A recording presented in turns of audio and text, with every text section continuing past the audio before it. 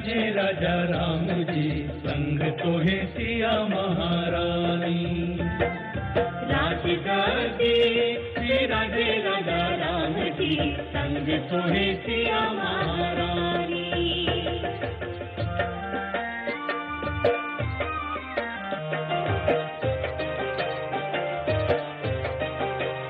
सब धर्म मार्ग पर चलते। सबसे मेन चीज ये है, ये बेसिकली दिल्ली से हैं, लेकिन इनका ज़्यादातर मुंबई से लेके थाईलैंड तक ये सफर रहा काफी। मैं अपनी इंट्रोडक्शन खुद दे देता हूँ जी ज्यादा बेहतर होगा कि मैं बता पाऊंगा। ये सोचते हैं कि हम गड़ी में हैं, हम कुछ कर ही नहीं सकते, तो रास्ते में थोड़ी बन पाते हैं। हाँ, ठीक। तो वही चीज है कि जाति बहुत छोड़ के, चाहे हमारे बीच में अलग अलग बहुत सारे मुस्लिम बच्चे आते हैं, हिंदू बच्चे आते हैं, कई अलग अलग बच्चे आते हैं। उनका मेरा मोटिव यही है कि आप सब आपस में जाति के नाम पे मतलब, ये चीजें है कि हम बच्चों को देते रहे कि बहुत अच्छी बात है। मुझे लगता है क्या कहते हैं, आप जो ये कार्रवाई कर रहे हैं बहुत अच्छी कार्रवाई है।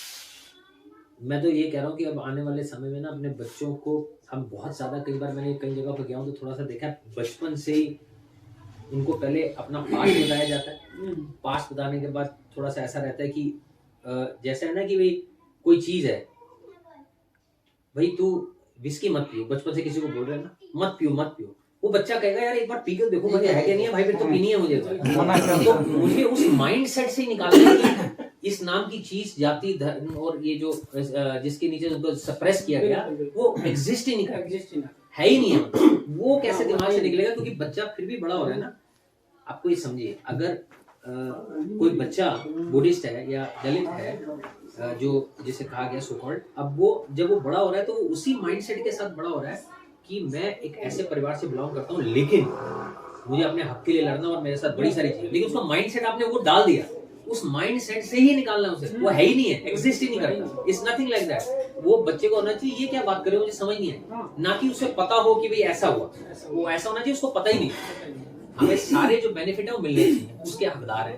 अब 200 साल अगर किसी ने एक्सप्लॉइट किया है, प्रताड़ित किया है, तो उसे निकलने के लिए, वो माइंडसेट बनाने के लिए समय लगता है, इसलिए हमें वो सब मिलने चाहिए। लेकिन मैं बच्चे को चाहता हूँ कि बचपन से वो इस चीज को डिलीट कर दिया गया, मतलब एग्जिस्ट ही नहीं है। हाँ, वो हम उसके ऊपर कैसे काम करेंगे, वो इंटेलेक्चुअल लोग बड़े अच्छे तरीके से इस बारे में बता सकेंगे। अब यही है सर, मेरा आने का एक यही था कि किसी ना किसी तरीके से हरियाणा के साथ भी एक एक करके मैं सारे स्टेट्स में, मैं चेन्नई किया था पीछे, मैं चाह रहा हूँ पहले एक एक स्टेट्स के जो हमारे बुद्धिस्ट सोसाइटी ऑफ इंडिया के जो लोग हैं, जो नहीं भी जुड़े हैं, वो उनके साथ एक बार मेल मिलाप हो, आने वाले समय में कुछ कॉन्फ्रेंसेस हो, आदान प्रदान हो कल्चरल का, एक देश का दूसरे देश के साथ, बुद्धिज्म बढ़ेगा कैसे, उसके लिए जब बुद्धिज्म का कोई भी काम होता है, एक बड़ी अजीब सी बात है, उसमें सारे बुद्धिस्ट लोग ही आते हैं, बस उनमें सारे बुद्धिस्ट लोग ही आ रहे हैं, दूसरा कोई आ ही नहीं रहा। बुद्धिज्म, वही इन्होंने बात कही ना कि वो तो जीने का तरीका है, इट बिलोंग्स टू एवरीवन, तो जरूरी नहीं है कि हमें उसमें सभी लोग चाहिए। फोटो रखने को तो आप किसी घर में चले जाओ, आज जिस भी घर में जाओगे, किसी भी घर में चले जाओ, बड़े से बड़े एक्टर, चाहे वो हॉलीवुड के एक्टर है चाहे बॉलीवुड के एक्टर है, जब उनके घर के अंदर, जो श्रीलंका में बनाई गई श्रीलंकन फिल्म है, वो श्रीलंका की आज तक की सबसे बड़ी हिट है। उससे पहले मुझे बुद्धिज्म के बारे में कुछ ज्यादा पता नहीं था, लेकिन जब आप कोई ऐसा कैरेक्टर करते हैं, काफी जद्दोजहद करनी पड़ी, 2-3 महीने लगे, तो 300 लड़कों का ऑडिशन लिया था उन्होंने, फिर मैं चुना गया और वो फिल्म की। और फिल्म करने से पहले जब मैंने पढ़ लिया सारा, पढ़ने के बाद मेरे लिए बड़ा शॉकिंग था कि भाई ये आज तक मेरे सामने ये चीज़ भगवान बुद्ध का धम्म नहीं आया था। तो जब मैंने वो पढ़ा तो मैंने उसी मोमेंट पे ये डिसाइड कर लिया था कि मैं बुद्धिस्ट बनूंगा, I just want to be a Buddhist. तो मैं श्रीलंका में पहले तो 14 जून को 2014 में बुद्धिस्ट बना।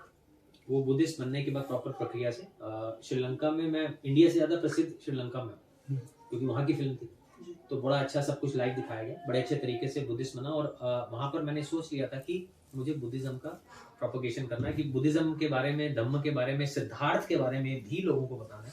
तो ये फिल्म को लेकर हम बड़े सारे देशों में गए, Bihar by Bihar, temple by temple, हमने वो सारी ये फिल्म, चाहे कई बार एलईडी ट्रक में लेके गए, गांव में ले जाके फ्री लोगों को दिखाई, यहाँ तक कि जेलों में भी दिखाई कि बुद्ध ऐसे थे। वो दिखाने के बाद मैं इंडिया वापस आया, मैंने बुद्धिज्म वहीं देखा। अम्बेडकर जी के बारे में मुझे इतना पता है कि उन्होंने संविधान लिखा और उन्होंने उनके जन्मदिन पे या किसी चीज़ पे अम्बेडकर जयंती होती है, हमारी छुट्टी है। इसके अलावा मुझे कुछ नहीं पता था। जब मैं यहाँ पर आया फिर जब मैं एक लोगों से मिला, प्रेस कॉन्फ्रेंस की, तब जाके मुझे पता चला कि भाई अगर बुद्धिज्म अब कुछ बचा है भारत में, उसका कारण सिर्फ बाबा साहब है। फिर मैं और डीपली गया तो मैंने उनके बारे में पढ़ा और वो मेरे जीवन के रोल मॉडल बन गए। मैंने पढ़ लिया, बुद्ध एंड धम्मा भी पढ़ लिया। मुझे समझ में आ गया कि भाई ये तो मतलब एक अलग ही नायक है, जो शायद उनका मुकाबला, उनका नाम तो मुझे लगता है गांधी जी और ये इन सबसे तो बहुत बड़ा नाम है, वो स्टैंड नहीं करते इनके सामने, जो कि बेसिकली उन्होंने ही चेंज लाया सारा।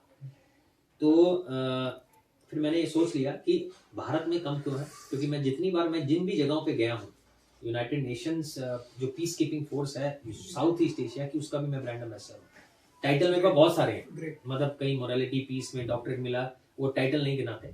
तो मैं अपने आप को धम्मदूत ही समझता हूँ। तो मैं यहाँ पर आने के बाद मुझे हुआ कि बाहर के लोगों ने एक क्वेश्चन किया कि आप भारत में बुद्धिज्म इतना कम है, उसके लिए क्या कर रहे हो, ये बताओ। मैंने कहा बात बिल्कुल सही है। तो अब ये मेरा संकल्प है। पहला संकल्प यही था कि जैसे सम्राट अशोक ने 84,000 स्तूप बनाए थे, मैं उसी तरह कोशिश करके, क्योंकि मेरे पास आज 7-8 हज़ार रिक्वेस्ट है विहारों की, जिनकी मूर्तियाँ बिल्कुल खराब हैं, छोटे छोटे विहार हैं, उनकी कंडीशन बहुत खराब है। एक तो मूर्ति ठीक होनी चाहिए, जो थाईलैंड से आती हैं, और हम उनको दे देते हैं कि भाई ये आप रखें, जिसकी रिक्वेस्ट लेकर आए हुआ हमारे पास, वो चालू है। अभी तक हमने 6 फीट की जो हैवी वाली मूर्ति है वो तो 55-60 विहारों में दे चुके हैं।